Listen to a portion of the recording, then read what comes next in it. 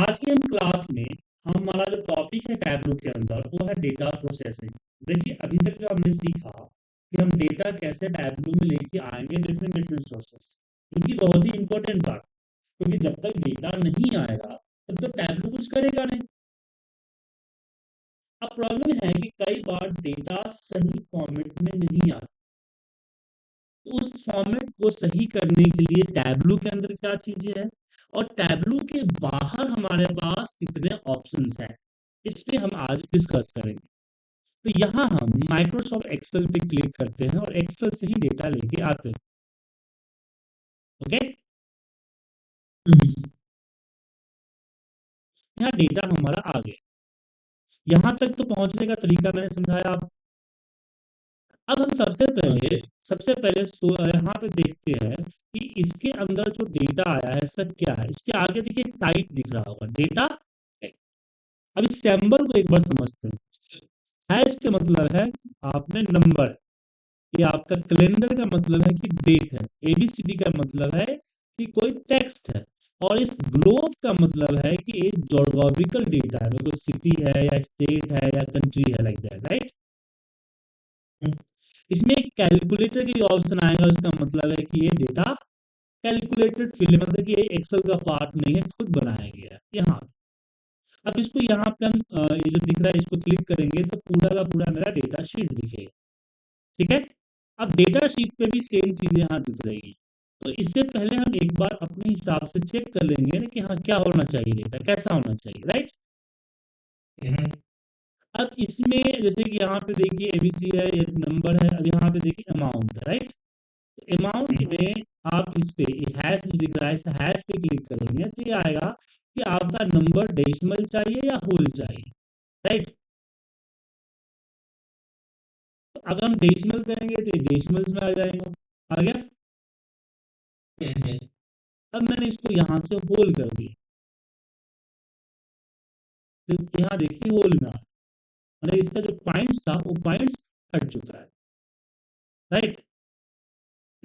अब यहाँ हम आते हैं कि तो हमारा परसेंटेज है, तो परसेंटेज डेसिमल क्यों, क्योंकि अगर मैंने इसको होल वगैरह किया तो नहीं होगा। आप देख सकते हैं यहाँ पे परसेंटेज में शो करने का कोई ऑप्शन नहीं है, मतलब कि हम परसेंटेज से रिलेटेड जो फॉर्मेटिंग्स है वो फॉर्मेटिंग हम यहाँ पे नहीं कर सकते, वो सीट पे ही होगा। जब भी हम कोई यहाँ पे डालेंगे तो सीट पे ही, ठीक है। जैसे कि हम सीट पे गए हैं और यहाँ पे हमारा दिख रहा है प्रॉफिट परसेंटेज, तो प्रॉफिट परसेंटेज को मैंने यहाँ पे ड्रॉप किया, जो कि यहाँ पे दिख रहा है 8817, क्योंकि इसने सम कर दिया। अब हमें अब यहाँ पे ये भी जानना है कि इसका सम करना जरूरी है, क्योंकि प्रॉफिट परसेंटेज को सम करने से तो कोई मतलब ही नहीं है। हमें तो एवरेज चाहिए कि हमारा एवरेज मार्जिन क्या है, क्योंकि मान लीजिए इसको ये मान लीजिए कि अगर 83 क्वांटिटी 26,975 में बिका, इसमें 57.23% का हमारा प्रॉफिट मार्जिन था। क्या उसी तरह से बाकियों में है, तो मुझे यहाँ पे क्या चाहिए, एवरेज चाहिए।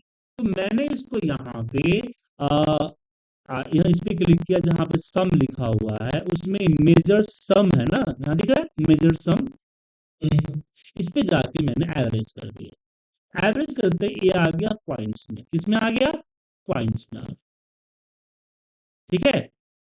अब इसी के ऊपर आप देखेंगे फॉर्मेट, क्या देखेंगे, फॉर्मेट, जहां से आपने सम सिलेक्ट किया था ना उसी के ऊपर आपको फॉर्मेट दिखेगा।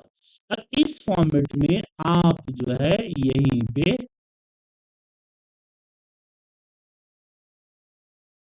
परसेंट कर दीजिए, आ गया परसेंट में,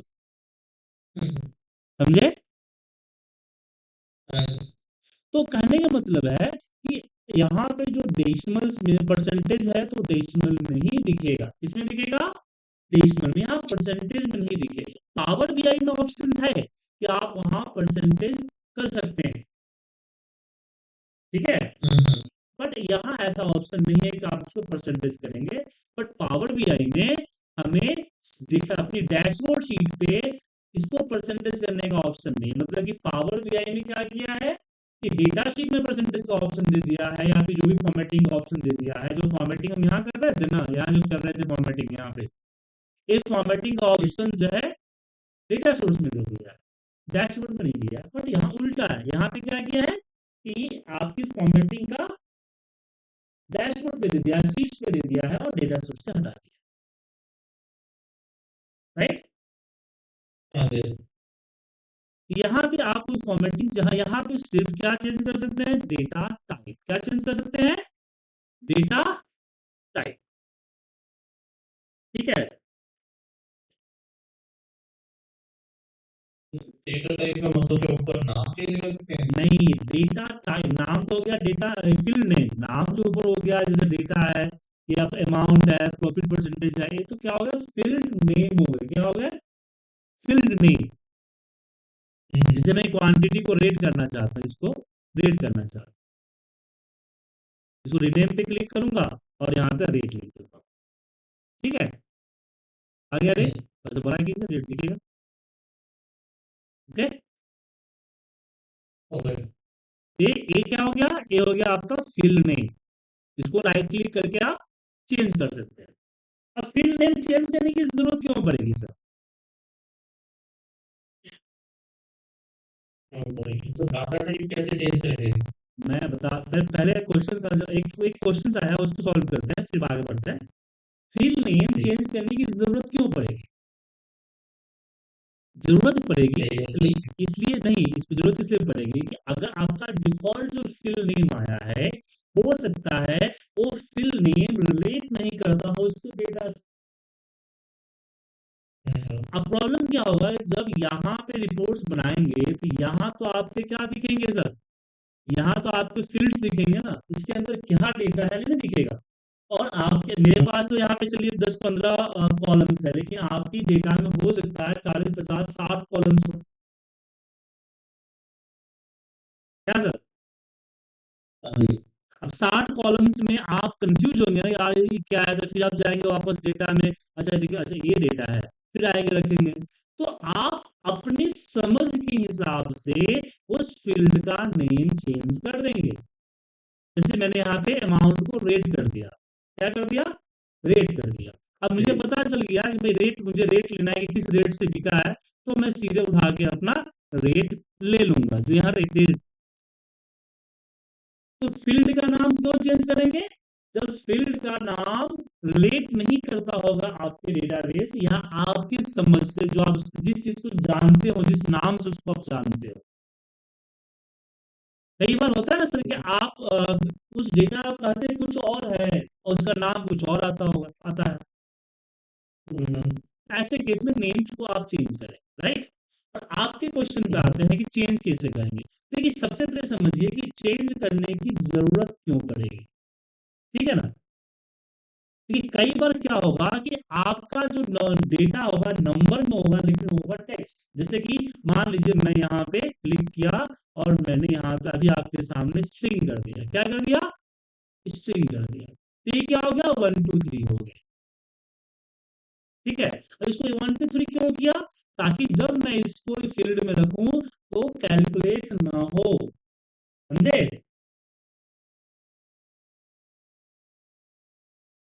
तो कैसे चेंज करेंगे, ये जो आइकन दिख रहा है एबीसी का, कैलेंडर का, इस पे क्लिक कीजिए और यहां से चेंज कीजिए। आपके पास ज्यादा ऑप्शन नहीं है, या तो नंबर विथ डेसिमल, या number with whole, date and time, या डेट, स्ट्रिंग एंड बुलेट।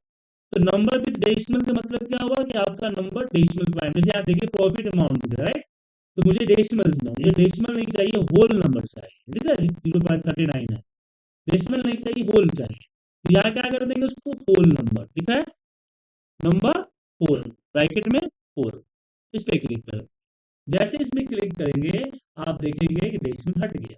अब आपको डेसिमल लाना है तो क्या कीजिएगा, नंबर विथ डेसिमल, तो डेसिमल, ठीक है।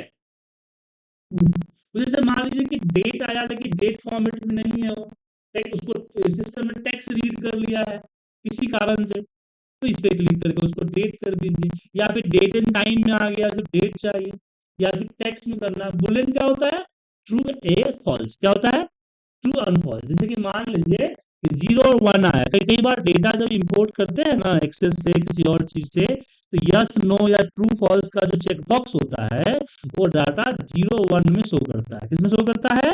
0 एंड 1 में। समझे? तो 0 और 1 जो होता है उसको यहाँ ट्रू एंड फॉल्स बुलियन कर देंगे तो ट्रू एंड फॉल्स में कन्वर्ट हो जाएगा। इससे एग्जांपल बताऊंगा आगे क्लास में, ठीक है? तो आपने दो चीजें सीखा। पहली आपने सीखा कैसे हम फील्ड का नाम चेंज करेंगे और कैसे उसका टाइप चेंज करें और क्यों करें। क्लियर है? ठीक है। अब यहाँ पे क्वेश्चन आता है कि जैसे आप, मैंने अभी थोड़ा देर पहले एक एग्जांपल दिया कि आपके पास बहुत सारे कॉलम फील्ड्स आ गए, लेकिन आप सारे कॉलम फील्ड्स की यूज नहीं करते। जैसे मुझे डिलीवरी डेट की जरूरत नहीं पड़ती है, ठीक है? तो खामखा मैं यहाँ पे लिस्ट क्यों बढ़ाऊं? ताकि कंफ्यूजन होगा पिक करने में। क्या सर, होगा ना? तो जो फील्ड आपकी जरूरत, हाँ ध्यान रखिएगा, जरूरत नहीं है उसी को रिमूव करना है। क्या करना है? रिमूव। इसको सिलेक्ट किया, इस पे आइए, रिलीव विजिट कॉपी, डिलीट हटिए, ठीक है। हाइड, अब इसमें डिलीट का ऑप्शन हटा देते हैं, हाइड की जगह पे डिलीट होता है, तो उसको हाइड कर दीजिए। क्या कर दीजिए? हाइड। और हाइड करने से फायदा होगा कि आप अनहाइड भी कर सकते हैं। तो एक ऑप्शन भी नहीं आ रहा डिलीट का। नहीं यार, ठीक है, पहले वाले वर्जन पे था, अब हट गया।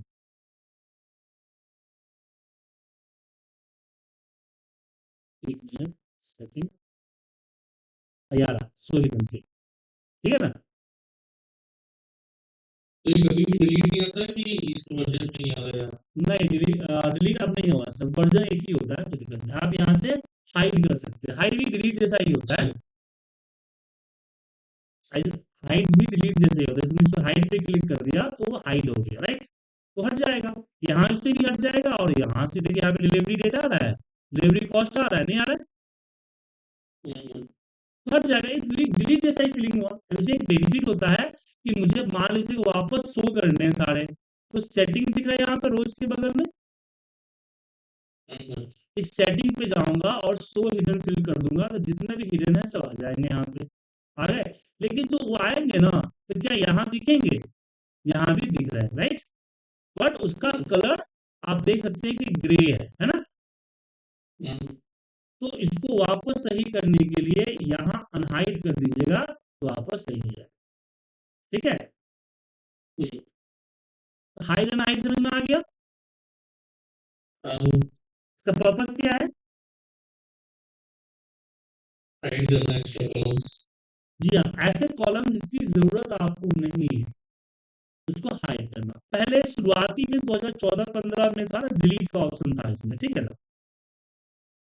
बट वो हटा दिया। पर पावर बीआई में आप जो है हाइड भी कर सकते हो और डिलीट भी कर सकते हो, दोनों कर सकते हो। अगर पावर बीआई यूज कर रहे हैं आप, तो हाँ आप हाइड भी कर सकते हो और डिलीट भी कर सकते हो। यहाँ पे सिर्फ आपको हाइड करने का ऑप्शन, लेकिन वहां पे दिक्कत क्या है, जो आप हाइड करते हैं ना, आपका डेटा शीट से हाइड नहीं होता है, वो हाइड सिर्फ रिपोर्ट शीट से होता है। बट यहाँ दोनों जगह से हाइड हो जाता है। ठीक है सर? अब बारी आती है कैलकुलेशन। अब जैसे कि आपने देखा कि कुछ इंफॉर्मेशन मिसिंग है, जैसे कि हमारी क्वांटिटी ये रही और हमारा टारगेट है। मतलब कि बंदे को बोला गया था कि 35 की टारगेट दे रहा हूं और उसने सेल क्या कर दिया? 83 कर दिया। दूसरे बंदे को, मोहन को दिया गया कि 24 की से आपको इस ऑर्डर पे 24 क्वांटिटी सेल करनी है, कम से कम उसने 87 कर दिया। 59 दिया गया, 71 कर दिया। अब इसको जो है इंदर को 33 दिया गया था, पर उसने मात्र 30 सेल। ठीक है ना? तो मुझे यहाँ पे इसके बगल में एक एक कैलकुलेशन करना है कि टारगेट से कितना कम या ज्यादा सेल किया गया है, मतलब टारगेट माइनस क्वांटिटी, जो कि इसमें नहीं। कैसे लाए? तो मेरे पास दो ऑप्शन है। एक कि मैं अपने डेटा में जाऊं और वहां एक चीज चेंज कर दो, क्या डेटा में जाओ और चीजें चेंज कर दो। लेकिन प्रॉब्लम ये है कि हर बार डेटा को एडिट करना पॉसिबल नहीं होता है। हर बार डेटा को एडिट करना पॉसिबल नहीं होता है, समझे? अरे फिर कैसे करेंगे चेंज? तो ऐसे केस में हम यहीं पे चेंज नहीं करना सर, कैलकुलेट करना है सर। तो यहाँ पे हम यहीं पे कैलकुलेट कर सकते। कैसे करेंगे? जिस कॉलम की बात करना है उस कॉलम के यहाँ साइड में दिख रहा है आपको एरो निशान, यहाँ से रीडिंग वगैरह करते हैं, उसी में आपको दिखेगा क्रिएट कैलकुलेटेड फील्ड, दिख रहा है?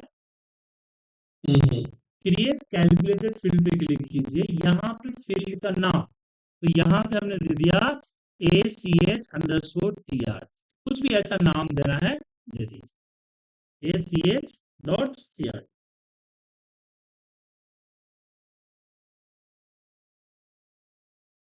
ठीक, अब यहाँ पे आता है फॉर्मूला, तो टारगेट माइनस क्या कहना है क्वांटिटी, तो क्वांटिटी को लिखिए। और हाँ, लिखना नहीं है आपको, जो नीचे सिलेक्ट आ जाए तो एरो निशान से सिलेक्ट करके टैब प्रेस करना है। क्या करना है? टैब प्रेस, क्योंकि लिखने का एक फॉर्मेट है, इस फॉर्मेट में लिखना है। अब यहाँ नीचे दिखेगा कैलकुलेशन इज वैलिड, क्या दिखेगा? Calculation is valid.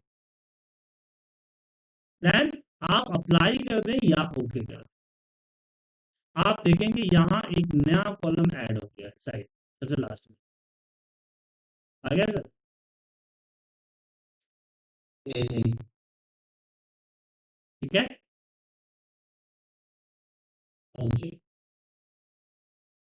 तो ये क्या उनकी एवरेज निकाल रहे थे कि माइनस निकाल रहे थे बस? हमने माइनस किया ना सर। यहाँ पे देखिए, आप एडिट करना है, इस पर राइट क्लिक कीजिए और क्रिएट कैलकुलेशन फील्ड में आइए। नहीं आ गया,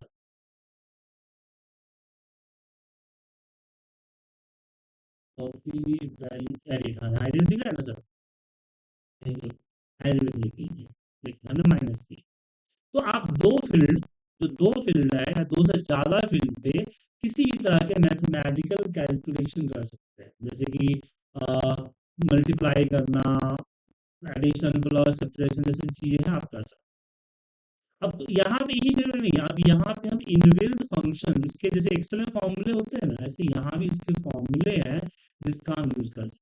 जैसे कि मैंने यहाँ पे लगा मंथ था, या फिर मंथ चाहिए, तो मैंने यहाँ पे लिखा मंथ।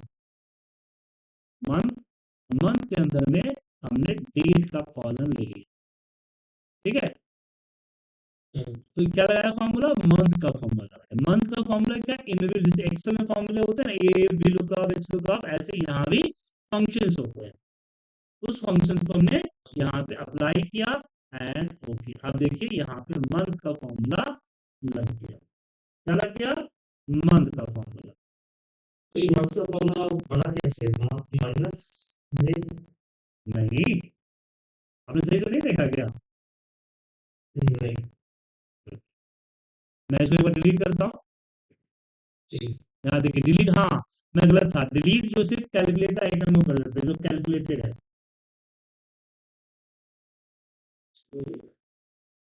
ठीक है, तो यहाँ पे क्या करना है? क्लिक करना है, जिस फील्ड के बाद करना चाहते हैं उस पर क्लिक कीजिए, क्रिएट कैलकुलेटेड फील्ड पे चले जाइए। अब यहाँ पे आपका, यहाँ पे फील्ड नेम है, जैसे मैंने यहाँ पे मंथ दे दिया, राइट? यहाँ पे हम दे देते हैं सेल्स मंथ, या कुछ भी लिख दीजिए अपने हिसाब से। अब यहाँ तो देना है या तो मैथमेटिकल कैलकुलेशन, या तो आपको क्या देना है? फंक्शन। अब एक्सेल में फॉर्मूला नहीं लगाते, सम का फॉर्मूला लगाते हैं, तब क्या बोलते हैं? सम का फॉर्मूला कहाँ से आता है? ये पहले से इसके अंदर इनबिल्ट है ना सर? उसी तरह से यहाँ जो मैंने मंथ का फॉर्मूला लगाया, वो मंथ फॉर्मूला पहले से इनबिल्ट है।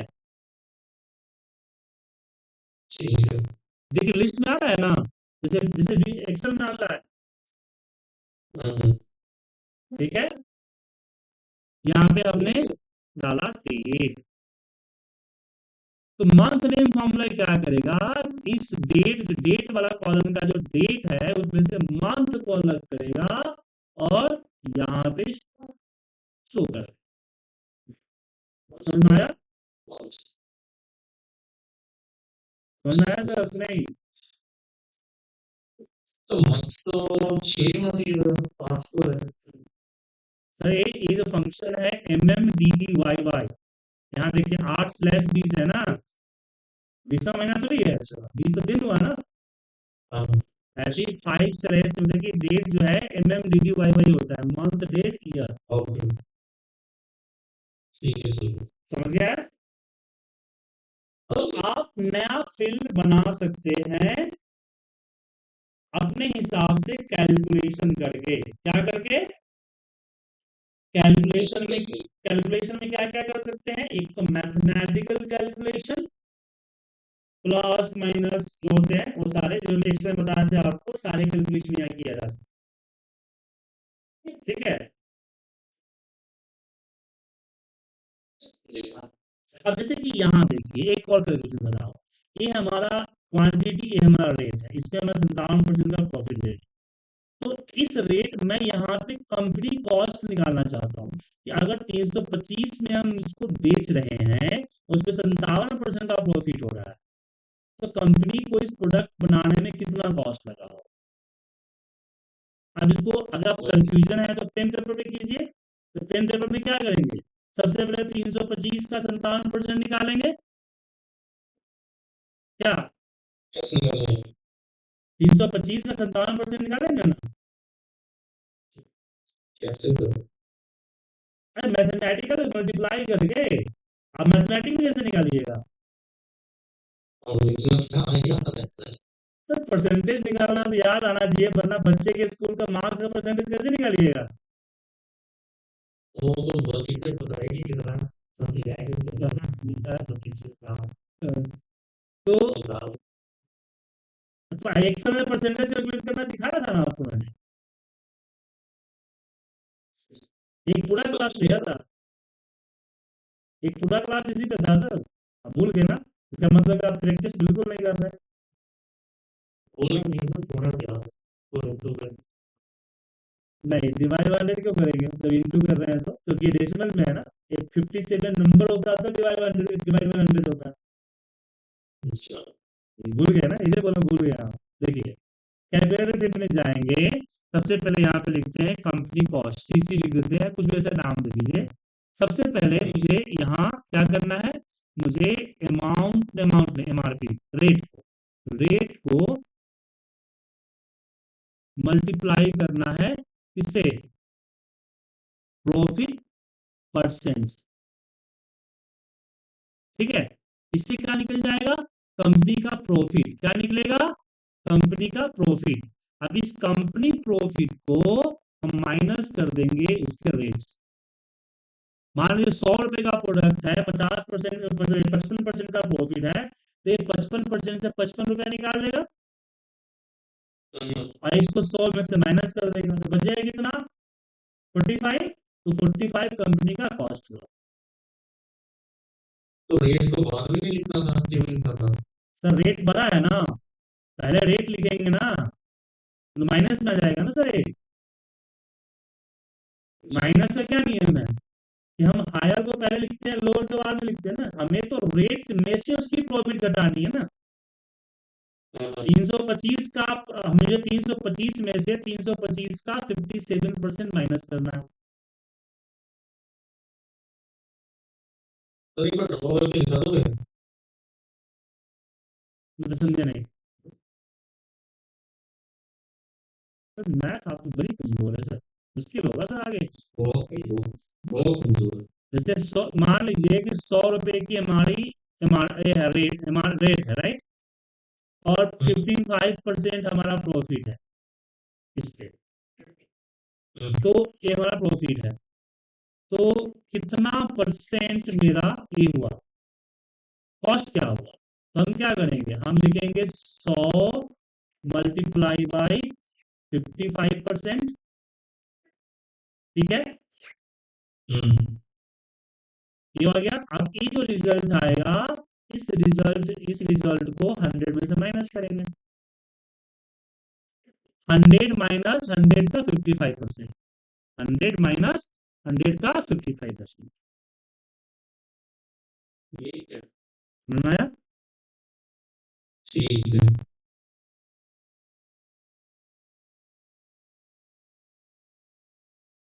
अगर प्रॉफिट ज्यादा था तो प्रॉफिट पे क्या दिया? जी। ठीक। प्रॉफिट तो ज्यादा हो ही नहीं सकता ना सर। अब 100 रुपए का सामान 200 में थोड़ी बेच दीजिएगा।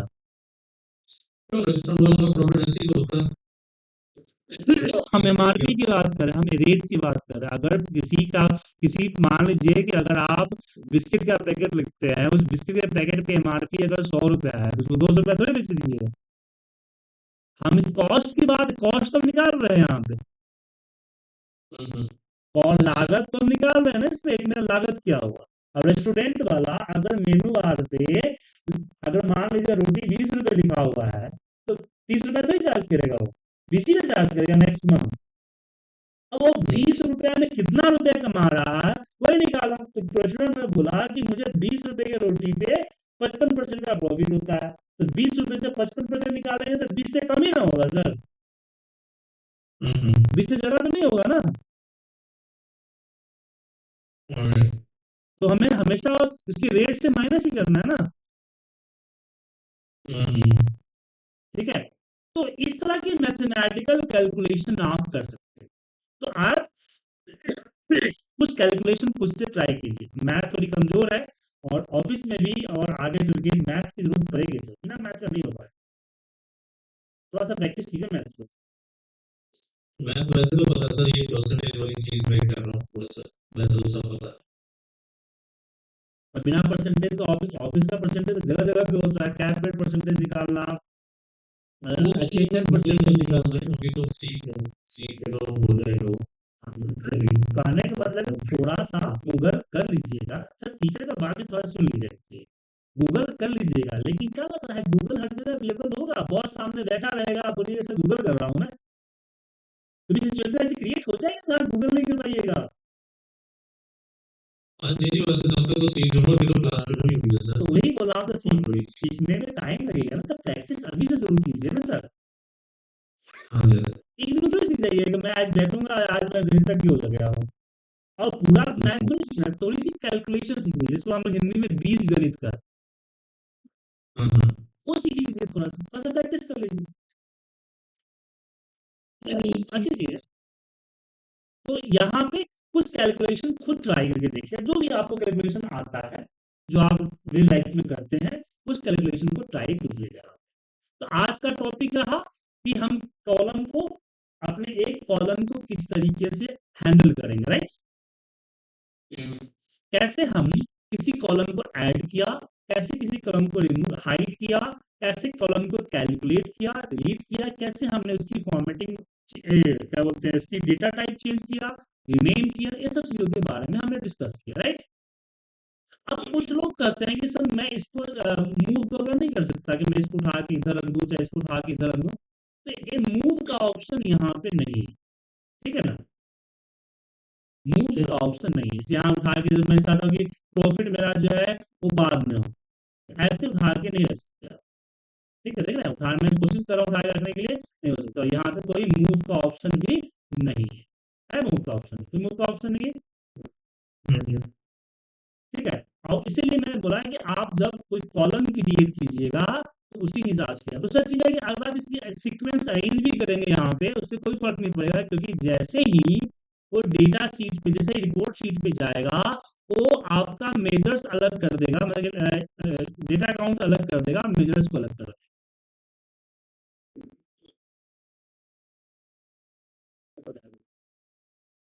नहीं है, ये- नहीं, कुछ नहीं सर, आपको नहीं करा, अच्छा, अलग कर देगा, तो क्या फायदा अरेंज करने का। और हम यहाँ पे तो कुछ देर ही काम करेंगे ना, मेजर काम तो मेरे शीट्स पे है ना, हाँ, तो अरेंज करने का कोई पर्पस ही नहीं है। ठीक है? तो तो अब इसमें दोनों अलग-अलग शीट्स होती हैं, तो वो लेफ्ट वाली शीट क्या थी? ये रिपोर्ट शीट है जहाँ पे आप अपना चार्ट्स बनाएंगे।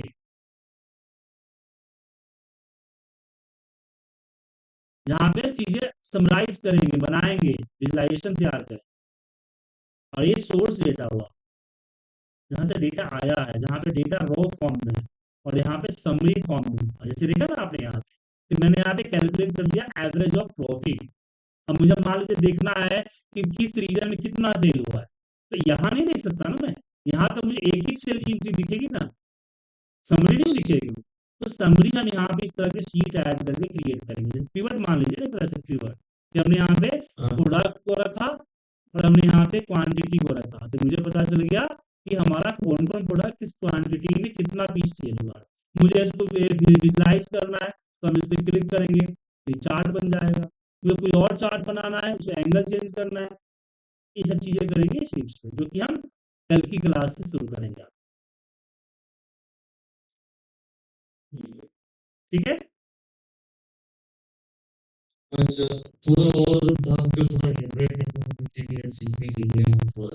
ये तो कल सिखा रहा हूँ ना, कल इससे तो कल शुरू होगा है ना आपका, यहाँ डेटा एनालिसिस समझ में आ गया ना आपको।